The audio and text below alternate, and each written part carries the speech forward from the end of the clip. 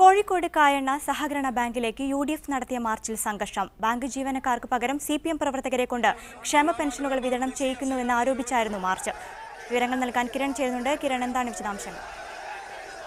നൈനു, ഈ കായണ്ണ സർവീസ് സഹകരണ ബാങ്കിലേക്കാണ് UDF പ്രവർത്തകരുടെ മാർച്ച് ഉണ്ടായത്. CPM-ന്റെ നിയന്ത്രണത്തിലുള്ള ബാങ്കാണിത്. അവിടേക്ക് UDF പ്രവർത്തകർ മാർച്ച് നടത്തിയായിരുന്നു. തുടർന്ന് പോലീസ് ഇവരെ തടഞ്ഞു വലിയ സംഘർഷമുണ്ടായത്. നേതാക്കൾ ഇടപെട്ട് ഏതായാലും സംഘർഷം ഒഴിവായി. മാർച്ച് ഇപ്പോൾ പിരിഞ്ഞിരിക്കുന്നു.